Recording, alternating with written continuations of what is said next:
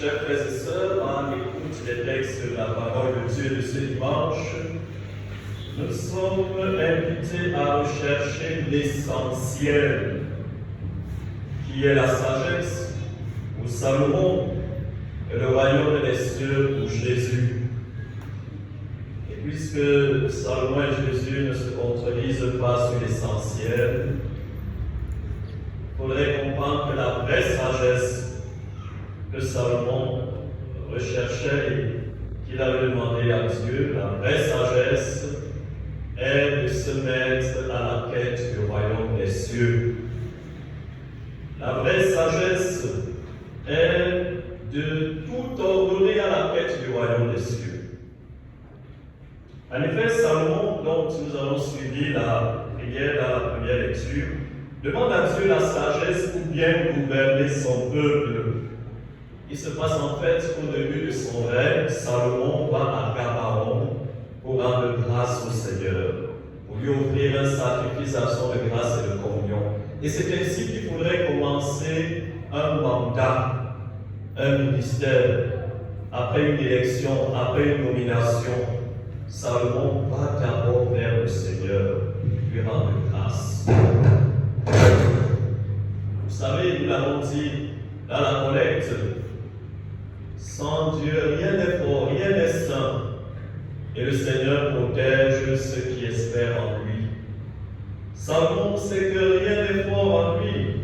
Il n'est qu'un jeune homme fragile. Il sait que rien n'est saint en lui. Alors il commence son règne en se recommandant au Seigneur pour qu'il le protège. Et c'est comme cela qu'il faudrait commencer toute mission. Quand un chrétien nous met quelque part, quand on lui confie une responsabilité, il commence par quoi? Par une messe d'action de grâce. Pour dire à Dieu, Seigneur, rien n'est fort, rien n'est saint en moi. Protège-moi, moi qui espère en toi, et surtout, donne-moi la sagesse pour accomplir cette mission. Vous savez, pour gouverner, pour diriger, il faut de l'expérience. Or, Salomon est jeune. Il est inexpérimenté. Alors il demande à Dieu la sagesse. Et cette demande plaît au Seigneur. Elle plaît d'autant plus au Seigneur que Salomon demande cette sagesse pour le bien de son peuple. Et vous voyez, vous appréciez le caractère décentré de la prière de Salomon. Il demande la sagesse pour se mettre au service de son peuple, pour bien gouverner son peuple. Salomon montre que l'intérêt général du peuple doit être le principal souci d'un gouvernant. Il se soucie d'abord de l'intérêt du peuple. C'est pour cela qu'il demande à Dieu la sagesse nécessaire pour le diriger, pour le gouverner. Il n'a pas demandé la richesse, comme nous le demandons souvent dans nos prières, n'est-ce pas? Qui ne demande pas l'argent à Dieu? Qui ne demande pas l'argent? Je vois souvent pendant les anniversaires, que le Seigneur te donne, on commence à avoir par beaucoup d'argent, n'est-ce pas? Beaucoup d'argent, de longs jours, le mariage, la santé et tout le reste. Mais combien demande-t-il la sagesse? Combien demande la sagesse? Salomon ne demande pas la richesse, parce qu'on peut avoir toute la richesse du monde et la perdre si on manque de sagesse. Il ne demande pas de long jour, parce qu'en fait, celui qui a trouvé la sagesse a trouvé la vie. Salomon ne demande pas non plus la mort, ou alors la défaction de ses ennemis, que nous savons souvent demander dans nos prières. Parce que justement, avec la sagesse, on peut savoir comment faire face à ses ennemis, comment se démêler de ses ennemis. Salomon demande la sagesse. La sagesse est essentielle. Quand nous prêtons attention à sa prière, nous remarquons que Salomon insiste sur le cœur. Il dit ceci à Dieu: donne à ton serviteur un cœur qui écoute. Un cœur qui écoute. La sagesse est dans le cœur. La sagesse, c'est d'écouter d'abord. Le sage écoute plus qu'il ne parle. Et quand il parle, avec à propos, avec justesse, avec dextérité, avec tact, c'est parce qu'il est nécessaire qu'il le fasse. Le sage, vous le savez, a sa bouche dans son cœur, tandis que le sot a son cœur sur sa langue. Le cœur qui écoute, celui qui veut être sage doit d'abord avoir un cœur attentif à écouter les autres. Et c'est la qualité essentielle d'un dirigeant, un cœur qui écoute. Un bon leader, un bon dirigeant politique doit être capable d'écouter les battements de son peuple pour saisir ses préoccupations, ses attentes, ses vrais problèmes. Un cœur qui écoute. Le texte hébreu dit Lev Shumea, Lev Shumea. Dans ce Shumea, qui est le verbe Shama hébreu, il faut comprendre que Salomon, parce que Shama signifie entendre intelligemment, avec une application d'attention et d'obéissance à ce qu'on nous a dit. Donc, le sage n'écoute pas n'importe comment, il écoute intelligemment. Il écoute avec intelligence. Et l'intelligence, c'est quoi? Il pousse les guerres. C'est la capacité de lire entre les lignes, de lire en profondeur, de discerner, d'aller au fond des choses. Donc le sage, c'est celui qui tend l'oreille et qui discerne, qui écoute de manière critique, pour bien saisir, pour bien scruter, pour bien saisir au fond des choses. Et il écoute aussi avec des dispositions, non seulement d'attention, mais d'obéissance à ce qu'on pourrait bien lui proposer de pertinent. C'est comme cela qu'un bon dirigeant politique doit se comporter. Il doit toujours avoir l'oreille tendue. C'est pour cela que les services de l'enseignement sont nécessaires, n'est-ce pas? Parce qu'un bon dirigeant doit toujours écouter. Et pas seulement un dirigeant politique, un chef, un responsable des hommes à quelque niveau que ce soit, va être capable d'écouter. C'est l'écoute des sagesses. La sagesse est ensuite l'art de bien gouverner. L'art de bien gouverner. On ne peut pas gouverner sans sagesse. C'est pour cela que nous devons prier particulièrement ce dimanche pour tous ceux qui nous gouvernent, pour les gestionnaires de la chose publique, les détenteurs du pouvoir temporel. Que le Seigneur leur donne cet art de bien gouverner. Et bien gouverner, c'est d'abord gouverner sa propre vie. Oui, la sagesse, c'est déjà l'art de gouverner sa propre vie, de gouverner sa propre pensée. Parce que tu ne peux pas bien gouverner les gens si tu ne peux pas déjà gouverner ta propre vie, gouverner ta propre pensée. La sagesse, suivant un autre sens du mot, en hébreu biblique, parce que la sagesse, ça s'appelle la chokma. La chokma, c'est aussi quoi? C'est l'habileté face aux situations. L'habileté face aux situations, même les plus complexes, les plus difficiles. Le sage sait toujours comment tirer son épingle du jeu. Et cette habileté est nécessaire pour un dirigeant. Parce que le gouverner n'est pas facile. On peut faire face à une situation complexe et perplexe. La décision n'est pas toujours évidente à prendre. Alors il faut avoir l'habileté. L'habileté. La sagesse. Enfin, la sagesse, c'est l'art de discerner le bien du mal. Sur le plan moral, c'est là la sagesse, l'art de bien discerner le bien du mal. Alors, Salomon demande à Dieu la sagesse. Vous entendez ce que le Seigneur lui dit. Comme tu as demandé la sagesse, un cœur intelligent et sage, et que tu n'as pas demandé la richesse, le long jour, la mort de tes ennemis, je te donne tout cela en plus. J'aurais dit que quand nos demandes sont ajustées à l'unique nécessaire, j'allais dire à l'essentiel, qui compte et qui est vraiment important pour nous. Le Seigneur nous donne en plus de ce que nous avons demandé, et la richesse, et la victoire sur nos ennemis, et le long jour. Toujours savoir s'ajuster à l'essentiel, qui est la sagesse. La sagesse est immanente dans la loi de Dieu, que le psalmiste, nous l'avons chanté dans le psaume, préfère un monceau d'or ou d'argent. Le psalmiste préfère la loi de Dieu à un monceau d'or ou d'argent, parce que la loi de Dieu est source de sagesse. Elle fait la sagesse du croyant, la loi de Dieu. La sagesse, c'est justement de s'attacher à l'unique nécessaire. Et dans l'Évangile, Jésus révèle que l'essentiel, ce qui est essentiel, c'est quoi? C'est le royaume des cieux qu'il nous faudra chercher, quitter. Dieu est notre unique nécessaire et la quête de son royaume est essentielle pour nous. Elle est d'ailleurs sagesse.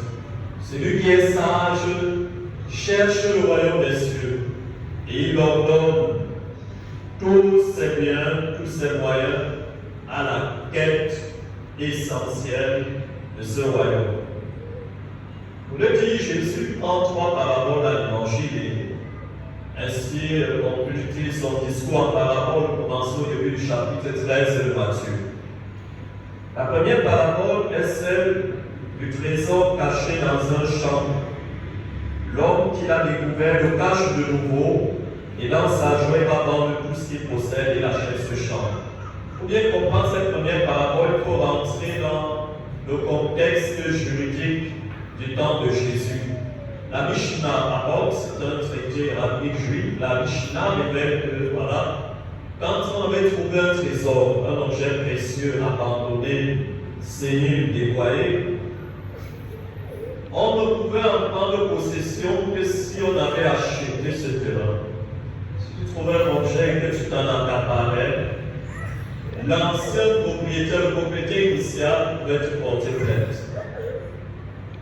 Ce que nous appelons aujourd'hui le ministère public. Le ministère public pouvait te poursuivre.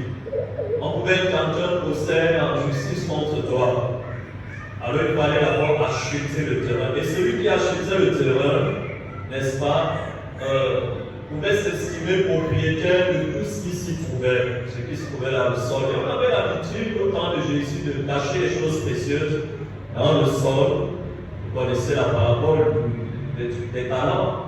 Il y avait le mauvais serviteur qui allait cacher l'argent de son père dans le sol.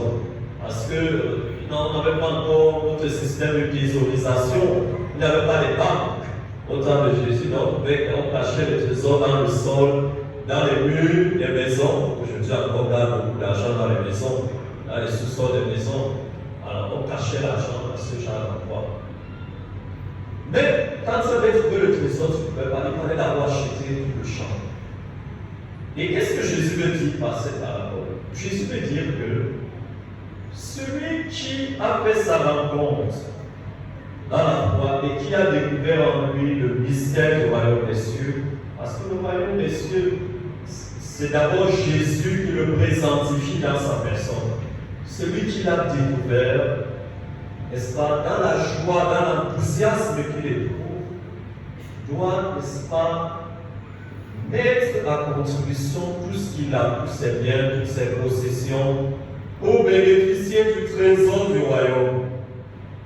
Personne ne peut bénéficier de ce trésor du royaume s'il ne s'est pas dépossédé de lui-même déjà et de ce qu'il a pour le mettre à la quête de ce trésor. Personne. Mais la question est celle de savoir si nous avons toujours la même joie, le même enthousiasme quand il s'agit de nous déposséder de ce que nous avons et de le donner en partage aux pauvres dans l'expectative de l'acquérir le royaume des cieux. Est-ce que c'est facile? Combien parmi nous sont capables de se déposséder de ce qu'ils ont, de le donner en partage pour avoir l'héritage du royaume des cieux? Le jeune homme riche, on le voit un peu plus loin au chapitre 19 de Matthieu, ne sera pas capable de le faire, de vendre tous ses biens, de le donner en partage pour suivre Jésus à la quête du royaume. Le Seigneur nous invite à faire cela à cette parabole.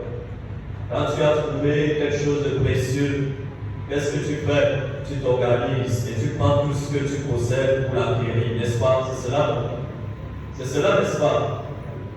Alors, si le royaume des cieux, notre trésor, notre cœur il sera, n'est-ce pas? Parce que là où est ton trésor, là aussi se trouve ton cœur. Ce que Jésus a dit au chapitre 6 de Matthieu. Donc, si le royaume des cieux demande notre trésor, nous mettrons toute la contribution pour la vie. Qu'est-ce que nous faisons de nos biens? Combien parmi nous enlèvent chaque mois la dîme, la part du Seigneur, la part du pauvre? La part du pauvre, est-ce que vous le savez, nous avons le devoir de réserver la part du pauvre. Il y a des pauvres partout dehors. Est-ce que nous planifions, quand nous budgétisons, parce qu'avec la conjoncture, n'est-ce pas, on budgétise tout. Celle ne cherche pas son frère, n'est-ce pas? Il faudrait, c'est dur, les temps sont durs, donc on budgétise tout. Alors quand nous budgétisons, pensons toujours à la part que nous mettrons de côté. Il faut faire la part belle pour le Seigneur. Pour travailler aux œuvres de miséricorde, de charité, qui nous permettront, qui seront en fait comme un capital investi à la quête du royaume des cieux. Et ce ne sera pas difficile à faire si c'est vraiment là notre trésor. Je suis comme une deuxième parabole, la parabole de la perle de grande valeur qu'un négociant a trouvé. Et voilà, ce négociant va vendre tout ce qu'il possède et il achète la perle. Pour bien comprendre cette parabole, il faut aussi rentrer dans le contexte socio-économique de Jésus. En fait, dans les marchés d'Orient, du temps de Jésus, la perle coûtait une fortune colossale. Pour avoir la perle, il fallait aller au golfe Persique, ou alors dans la mer Rouge, ou encore l'océan Indien, c'était des eaux chaudes. Et c'est là-bas qu'il fallait aller chercher les perles au risque et péril de sa propre vie. Comme ce n'était pas facile d'avoir les perles, elles coûtaient très cher. Et puis, certains même n'acceptaient pas le vendre des perles, parce que parfois c'était les dettes, les héritages. La perle pouvait représenter beaucoup pour celui qui l'avait.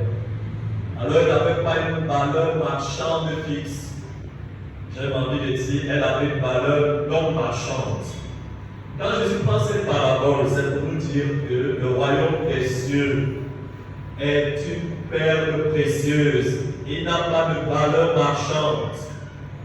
Tu ne peux pas acheter le royaume. Sa valeur est inestimable. Et comme il n'a pas de valeur marchande, tu ne peux pas ménager de l'or ou de l'argent pour l'avoir. Parce qu'il a une valeur inestimable. Même avec tout l'or et tout l'argent du monde, tu ne peux pas l'acheter. Alors tu ne dois pas ménager tout l'or et tout l'argent du monde pour l'avoir. Et la perle peut aussi symboliser notre âme, dont le salut n'a pas de prix et que nous ne vendrons pas pour rien au monde, même pour tout l'or et pour tout l'argent du monde. Enfin, Jésus prend la parabole du filet qu'on jette à la mer et amène toutes sortes de pain et de poissons. Nous devons comprendre que tout le monde est appelé au royaume des cieux. Par le filet, c'est de l'action d'évangélisation. Jésus qui annonce l'évangile et ses apôtres après lui iront pêcher tous les hommes des flots de la perdition. Nous sommes tous appelés au royaume. Le Seigneur appelle chacun, quel qu'il soit. On a pris tout un filet, prend toutes sortes de poissons. Toute catégorie, donc toute espèce, donc les bons comme les méchants, les justes comme les injustes, tout le monde est appelé au royaume. Mais, à la fin, on fera le tri. Et on séparera justes, les méchants. J'ai bien envie de demander qui sera du côté des justes. Ah, vous n'êtes pas convaincu que vous serez du côté des justes. Qui sera du côté des justes? Qui sera du côté des méchants? Et comment nous savons, chacun sait s'il est juste ou bien s'il est méchant? Qui sera du côté des justes? Dans les autres, là, vous ne pouvez pas. Bon, qui sera du côté des méchants? Bon, je comprends que certains disent que Dieu lui-même va décider. Ils ne savent pas s'ils sont justes ou s'ils sont méchants. Ils ne savent pas s'ils font le bien ou bien s'ils font du mal. Voilà. En tout cas, Jésus veut nous faire comprendre qu'il y aura le tri, il y aura une séparation. Le jugement sera séparation. C'est à nous de tout faire maintenant pour correspondre à ce que le Seigneur attend de nous. Si tous sont appelés au royaume, à la fin, il y aura une élection pour prendre part au royaume. Et nous serons élus parce que nous serons configurés à Jésus-Christ. L'apôtre Paul, dans la deuxième lecture, dit que le Seigneur nous a appelés. Il a fait de nous des justes par la foi. Et c'est pour que nous nous configurions à Jésus-Christ, son Fils, et que nous soyons trouvés dignes de partager un jour sa gloire dans le royaume. Demandons-lui de nous accorder la grâce de nous attacher à l'essentiel, la quête du royaume qui est sagesse. Que le Seigneur nous accorde la grâce de nous déposséder de nous-mêmes de tout ce que nous avons pour le mettre à la quête de son royaume. Que soit Jésus-Christ